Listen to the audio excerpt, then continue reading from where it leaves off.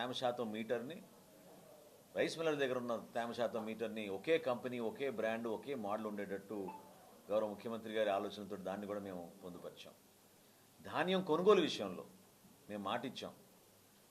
మొదటి సంవత్సరం మా కూటమి ప్రభుత్వం వచ్చినప్పుడు 48 గంటల్లోనే మేము మీ ఖాతాలో డబ్బులు జమ చేస్తా అన్నాం. ఆ రోజున 34 లక్షల మెట్రిక్ టన్నుల ధాన్యం మేము కొనుగోలు చేసాం 2024-25లో. ఖచ్చితంగా 48 గంటల లోపే మేము ఆ రోజున ధాన్యం డబ్బులు జమ చేయడం జరిగింది.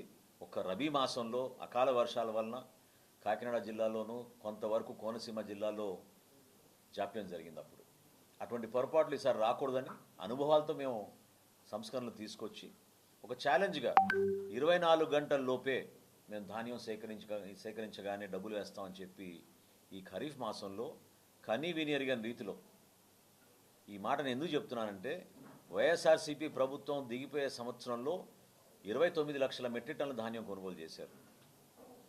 మన కూటమి ప్రభుత్వం వచ్చిన మొదటి సంవత్సరంలో 34 లక్షల మెట్రిక్ టన్నుల ధాన్యం కొనుగోలు చేశాం. ఈ సంవత్సరం 51 లక్షల మెట్రిక్ టన్నులు ఖరీఫ్ మాసంలో కొనుగోలు చేయడానికి మనం సిద్ధమై దిగి 11,300 కోట్ల రూపాయలు కొనుగోలు చేసిన డబ్బుని 24 గంటల్లోనే రైతాంగానికి మనం జమ చేశాం. అందులో సుమారు 7,300 కోట్ల రూపాయలు 8 గంటల్లోపే రైతుల ఖాతాలోకి జమ చేశాం. 7,87,000 మంది రైతుల దగ్గర మేము ధాన్యం కొనుగోలు చేసినప్పుడు ప్రతి ఒక్కరిలోనూ ఒక సంతృప్తి, చేసిన విధానాన్ని వాళ్ళు చాలా గొప్పగా చెప్పుకోవడం ఎంతో ఆనందం మాకు ఇచ్చింది. నిలబడతాం, ప్రజాప్రతినిధులుగా మేము చేయాల్సిన కార్యక్రమం ఇది. అది మేము గొప్పగా చెప్పుకోవాల్సిన సందర్భం. ఎందుకంటే దళారుల్ని, మిల్లుల్ని మీరు ప్రోత్సహించకుండా ప్రభుత్వం పైన ఒక నమ్మకంతో మీరు మాకు అమ్మండి, మేము మీకు ఆ భరోసా ఇస్తున్నాం. వారధులుగా నిలబడాల్సిన రైస్ మిల్లర్స్ వాళ్ళు కూడా ఒక బాధ్యత పెంచి చాలా పారదర్శకంగా ప్రతిరోజు ఆన్లైన్ సిస్టంలోనే మేము అన్ని కార్యక్రమాలు చేసుకుంటూ ముందుకెళ్తున్నాం. రేపటి నుంచి రబీ మాసం కొనుగోలు ప్రారంభించబోతున్నాం. దానికోసం ఈరోజు ప్రత్యేకంగా విలేకరుల సమావేశం ఏర్పాటు చేశాం. రాష్ట్ర వ్యాప్తంగా రబీ పంటను కూడా కొనుగోలు చేయడానికి మా కూటమి ప్రభుత్వం సిద్ధమైంది. దానికి అనుగుణంగా 1917 ధాన్యం కొనుగోలు కేంద్రాలు, 1917 ధాన్యం కొనుగోలు కేంద్రాలు, సుమారు 17,200 లారీలు జీపీఎస్ తోటి సిద్ధం చేసి రాష్ట్ర వ్యాప్తంగా ఈ జిల్లాలో ఉన్న 1264 రైస్ మిల్లు వరకు ఆల్రెడీ బ్యాంక్ గ్యారంటీలు తీసుకుని వాళ్ళకి సంబంధించిన ప్రాంతాల్లో ఆ ధాన్యం కొనుగోలు కేంద్రాలతో వాళ్ళని ట్యాగ్ చేసి సిద్ధంగా పెట్టాం. ప్రతి సంవత్సరం మనం చూస్తున్నాం గోతాల విషయంలో కొంచెం రైతులు ఇబ్బంది పడుతున్నారు.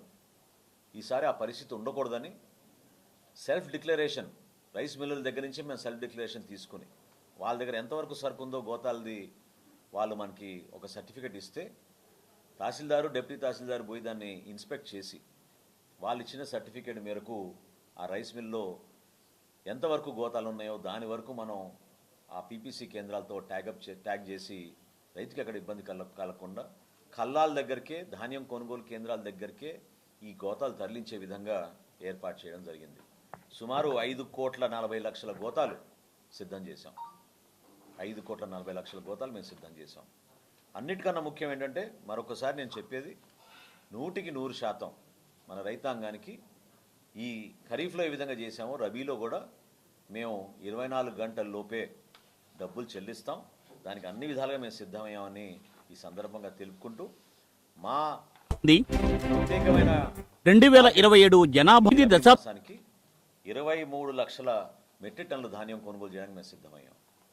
ఇది ఎంత గణనీయంగా పెరిగిందంటే 3 సంవత్సరాలు లెక్క చెప్తాను మీకు. రబీలో ఏ విధంగా రైతు కోసం నిలబడిన ప్రభుత్వం అని గొప్పలు చెప్పుకునే వైఎస్ఆర్సీపీ ముఖ్యమంత్రి అప్పుడు జగన్మోహన్ రెడ్డి గారు ఎంత ప్రలోభాలు పెట్టి మోసం చేశారో ప్రజలు కూడా తెలియాలి. 2023 సంవత్సరంలో వాళ్ళు ఆ రోజున రబీలో 14 లక్షల మెట్రిక్ టన్నుల ధాన్యం కొనుగోలు చేశారు. 2024 అంటే 23-24 సంవత్సరం రబీలో 12,64,000 వాళ్ళు ధాన్యం కొనుగోలు చేశారు. మా కూటమి ప్రభుత్వం వచ్చిన తర్వాత 19,84,000 మేము గత రబీ మాసంలో కొనుగోలు చేశాం. ఈ రబీ మాసంలో 23 లక్షల మెట్రిక్ టన్నుల ధాన్యం కొనుగోలు చేయడానికి సిద్ధంగా ఉన్నాం అని ఈ సందర్భంగా తెలుపుకుంటూ రేపటి నుంచి ముందుగా నెల్లూరులో ప్రారంభమైంది. మన ఉభయ గోదావరి జిల్లాలో కూడా మనం ఈ విధంగా ధాన్యం కొనుగోలు కేంద్రాలు సిద్ధం చేసుకుని ఆ కేంద్రంలో ఉన్న 3 సిబ్బంది, ఒక డేటా ఎంట్రీ ఆపరేటరు, ఒక విలేజ్ అగ్రికల్చర్ అసిస్టెంట్, అదేవిధంగా ఒక టెక్నికల్ అసిస్టెంట్, ముగ్గురిని కూడా వాళ్ళకి ట్రైనింగ్ ఇచ్చి రైతాంగాన్ని గౌరవించుకునే విధంగా సాంకేతికంగా ఎక్కడ ఇబ్బంది లేకుండా కంప్యూటర్ వ్యవస్థని ముఖ్యంగా ధాన్యం కొనుగోలు, గ్యాస్ సరఫరా, ఇతరత్ర నిత్యావసర వస్తువుల సరఫరా, ఇటువంటి అంశాల మీద నిరంతరం కూడా ఒక అద్భుతమైనటువంటి మార్పుని ఈ రాష్ట్రంలో గడిచిన 2 సంవత్సరాలుగా తీసుకొచ్చినటువంటి మంత్రిగా మనోహర్ గారికి మంచి పేరు ప్రజల్లో వచ్చింది. అందరూ కూడా నిరంతరం ఆయన చేసేటువంటి కార్యక్రమాలు అవి కూడా ప్రజలకు అందుబాటులోకి వస్తున్నటువంటి శుభ సందర్భంలో వారు ఈ కార్యక్రమాల నిర్వహణలో తిరుగుతూ మన నిడదవోలు రావటం, నిడదవోలులో పాత్రికేయ మిత్రులతో మాట్లాడి కొన్ని విషయాల్ని చర్చించాలని, ముచ్చరించాలని వారు అనుకోవటం మనకి సంతోషాన్ని కలిగించేటువంటి అంశంగా తెలియజేస్తూ వారికి నిడదవోలు ప్రజానీకం తరపున, నియోజకవర్గం ప్రజానీకం తరపున స్వాగతం కలుగుతూ నాకు ధన్యవాదాలు. అందరూ నమస్కారం అండి. సోదరులు దుర్గేష్ గారు మా ప్రస్థానం 2 దశాబ్దాల నుంచి రాజకీయాల్లో పదవులు ఉన్నా పదవులు లేకపోయినా పార్టీ కోసం, ప్రజల కోసం, ఆ ప్రాంతాల్లో ప్రజలు ఏ విధంగా కోరుకుంటున్నారో వాటిపైన లోతుగా అధ్యయనం చేసి ఆ సమస్య పరిష్కారం కోసం అనేక కార్యక్రమాలు మేము కలిసి చేశాం. సో రాజకీయాల్లో సహజంగా ఏంటంటే ప్రజలు కూడా చూసింది, ఎలక్షన్ ముందు ఒక మాట చెప్తారు, ఎలక్షన్ అయిన తర్వాత గెలిచినాక కొంతమంది రకరకాలుగా మారుతూ ఉంటారు.